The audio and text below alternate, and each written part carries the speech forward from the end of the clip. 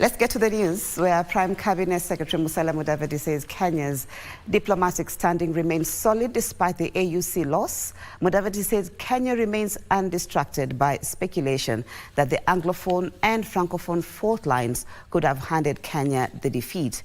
Despite widespread lobbying by the government, Kenya's candidate Raila Odinga lost to Djibouti's Mahmoud Ali Yusuf, a closely contested Saturday vote in Addis Ababa, Ethiopia. Reacting from the loss that saw former Prime Minister Raila Odinga lose to Djibouti's Mohamed Yusuf for the African Union Commission chair, the Prime Cabinet Secretary Musalia Mudavadi says Kenya remains unbowed. We don't want to procrastinate. We are not bitter. We are a Kenyan nation, a member of the AU, participating in the process. And Honorable Raila put up a very good fight in this contest. He didn't win, but he has been very democratic and come forward himself to say, let us move on. This chapter is now closed. He dismissed speculation that the Francophone and Anglophone politics were at play in Saturday's election. We are not in the business of dividing Africa on the basis of Anglophone and Francophone, or the other one, Russophone, which is the Portuguese direction. We are in the business of talking Africaphone. Mudavadi further dismissed that Kenya's position on the DRC crisis may have influenced the outcome. If you go back into the annals of history, you'll find President Jomo Kenyatta talking about it. The same issue. Jomo Kenyatta talking about the same DRC challenge. Nyerere spoke about it. Mbeki spoke about it. Surely, do you think that the DRC challenge has come to the table because of Raila's candidacy? Or because President Ruto is a president today? In fact, you missed an issue. President Kagame said that this issue is even older than himself. Meanwhile, the Kenyan delegation accompanying the former premier says Odinga's loss is a dent on Africa's reform bid. They, however, say this loss could see him return to the country to shepherd national conversations. Of the three candidates on the ballot, Kenya's Raila Amolo Odinga emerged as the front-runner in the first 2 rounds of voting. However, after 6 rounds, and in a spirit of Pan-African unity, he chose to step down, recognizing that after 7 rounds without an outright winner, one securing at least 2/3 of the votes, the election was likely to be deferred, possibly to the next summit. We were very hopeful for a win because we knew the kind of candidate that we had presented to Africa. We knew that Africa would have benefited immensely from Prime Minister Raila's experience, wisdom, and so many things that he's resolute about in his public life. We are still very proud of Baba, and we know that Baba still has a lot to offer in Africa and beyond. And so we just say congratulations, Baba. There have been a lot of factors, but it has nothing to do with the competence of our candidate. His credentials are there for everyone to see, but the delegates, they chose a different candidate. And on the final day of the 38th ordinary session of the African Union, President William Ruto chaired the Committee of the African Heads of State and Government on Climate Change. I take this opportunity to heartily congratulate Musa Ali for his election as the new chairperson of the Africa Union Commission. President Ruto expressed fear that the withdrawal of the United States government from the Paris Agreement would be a setback to climate cooperation and financing. Despite these changes and challenges, Africa must remain proactive, defend multilateralism, and demand the fulfillment of international obligations. The submission of new nationally determined contributions. And former Africa Union Commission chairmanship candidate Raila Odinga has said that President William Ruto did everything in his power to support him in his bid. According to Odinga, allegations that his candidature was designed to humiliate him are unfounded. He said that he came up with the idea to run for the seat, and President Ruto vowed to support him. We accept the results, and I've congratulated my competitor who has won, and I wish him the best. So there will be a lot of blame games that are going to be played, and people are going to say, oh, it is because Baba did not do as much as he expected. Oh, it's because Baba is now tired because he's too old. All sort of things that maybe because those people used more money than we used. Oh, Ruto just wanted to humiliate Baba. It was not genuine in saying that he was supporting him and so on and so forth. But I made the decision myself and announced that I wanted to run for this position myself. Ruto only came and said he was going to support me. That President Ruto did everything possible. He gave me all the logistical support that we needed. And therefore I will not regret it. I will walk with my head tall. And President William Ruto is challenging the global community to unite in combating the climate crisis, warning that its continued effects pose an existential threat to humanity. Speaking while chairing the Committee of African Heads of State and Government on Climate Change at the African Union headquarters in Ethiopia, President Ruto further expressed concern that the withdrawal of the United States from the Paris Agreement could hinder international cooperation and climate financing. A day after the end of the election of the Africa Union Commission chairperson in Addis Ababa, Ethiopia, President William Ruto was on Sunday morning the host of a summit of the Committee of African Heads of State and Government on Climate Change at the Africa Union headquarters. Addressing delegates at the meeting, the president lauded the Africa Continental Free Trade Area Secretariat for agreeing to support the implementation of the Africa Green Industrialization Initiative. Allow me also to commend the government of Tanzania for successfully hosting Mission 300 event in Dar es Salaam last month. This initiative aims to accelerate Africa's energy access by 2030, and I urge this forum to endorse its outcome. He, however, emphasized that the climate summit crisis continues to pose an existential threat to humanity, urging the global community to unite in combating the challenge. The president also faulted the withdrawal of the United States from the Paris Agreement. The withdrawal of the United States from the Paris Agreement and the rise of far-right leadership in key economies could prove a major obstacle to climate cooperation and financing. Moreover, 2024 was the first year the world breached the 1.5 degrees Celsius threshold, a stark warning with unpredictable consequences.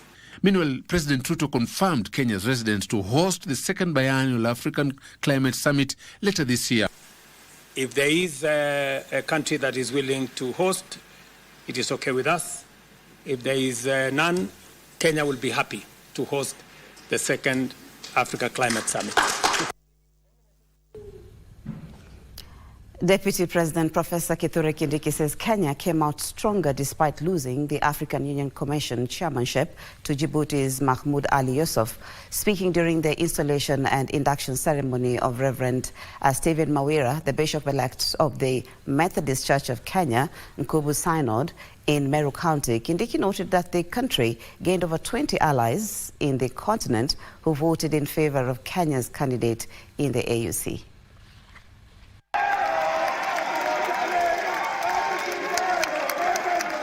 Following the outcome of the African Union Commission chairmanship in Addis Ababa, Ethiopia on Saturday,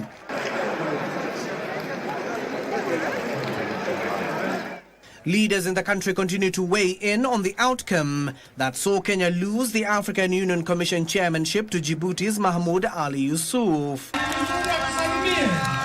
Deputy President Professor Kithure Kindiki, leading the charge, noted that the outcome made Kenya even stronger. And even if we do not succeed, I think we came out strongly because we got the support of over 20 African nations, 20 African presidents, more than 20 actually voted for our candidates. Speaking during the installation and induction ceremony of Reverend Stephen Mawera, the Bishop-elect of the Methodist Church of Kenya, Nkobo Synod in Meru County. The second-in-command further urged President William Ruto and the former Prime Minister Raila Amolo Odinga to continue working together. We just want to ask that the President and the former Prime Minister and all the leaders will continue working together to build the unity of Kenya, secure peace and stability for our country, the same way we were working together in that project, even if we didn't succeed. Meanwhile, Kindiki has called leaders from the region for a developmental meeting on Tuesday to discuss the progress of projects within the region. Ambayo yalikuwa yamekwama kidogo, barabara zingine zilikuwa zimekwama, miradi ya maji ilikuwa imekwama, lakini uchumi sasa umeanza kuimarika.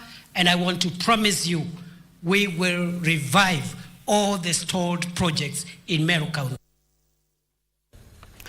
To matters education now, where Education Cabinet Secretary Julius Migosi Ogamba has assured schools that the delayed capitation funds will be released this week, attributing the delay to pressing national commitments. Speaking during the launch of a book marking 60 years since the establishment of Kereri Girls High School, Ogamba clarified that 25% capitation disbursement was part of the 50% allocation for the first term. Now, the Ministry of Education has allocated 19 billion shillings in capitation for this financial year, distributed in a 50, 30 and 20% ratio for the 3 terms. His comments come amid concerns from school principals regarding inadequate allocations. Capitation for schools is released on a 50, 30, 20 percentage. First term 50%, second term 30%, and third term 20%. Of the 50% that was supposed to be released this term, for secondary schools we've released 25% of that portion. So there's another 14 or 15 billion that is pending, and that figure is going to be released next week to the teachers. So they do not need to worry because the government in the first term is normally a bit tricky because of the many commitments that the government has, and because of that we were able only to release it in bits. We first released 19 billion, then we released 14 billion, and another 14 billion is going to be released this coming week.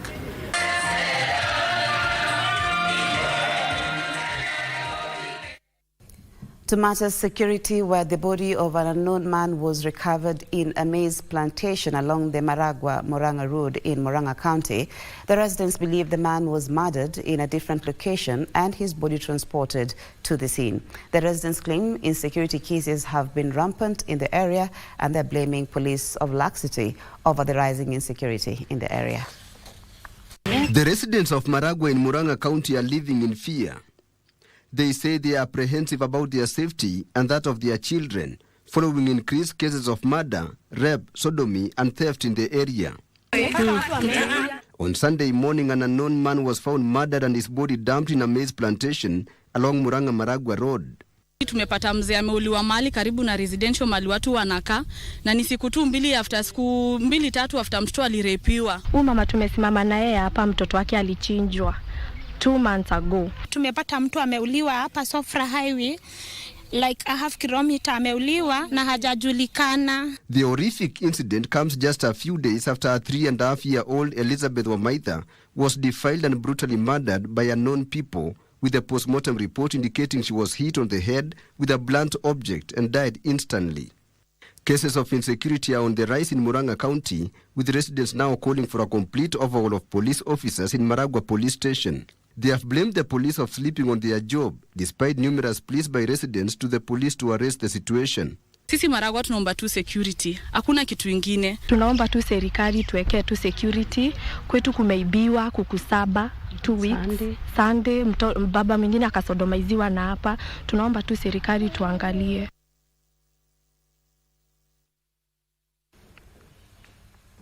A Chinese investor in Kenya is seeking justice following a business deal that went sour. Gui Panpan claims she was conned by a Kenyan in a business involving the export of goat meat to Saudi Arabia. Chinese national says she has been sending money to the local business partner, Beatrice Mwanza, only to find out that she neither purchased nor shipped the meat to Saudi Arabia. She's calling upon the Kenyan authorities to intervene in the matter.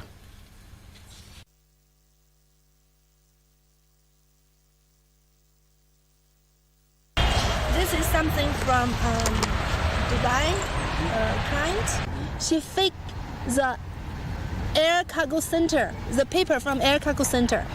You know, she said we send this by air, but she faked that paper. And she faked the sea paper by from Musk shipping line. She faked the transaction from Dubai. We have some WhatsApp group.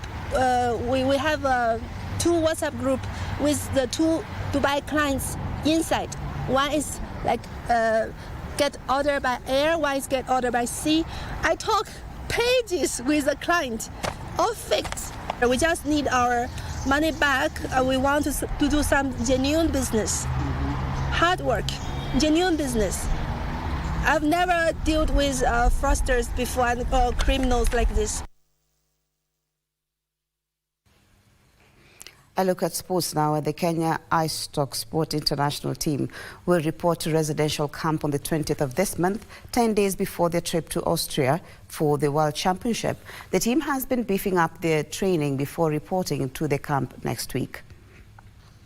Dennis Decha Wanjala. Jaza mchungi langoni. Eric Naman Balesho Bubbles. Kipata sasa nafasi. Bryson Jore Mwangai. Jaza ndani kule.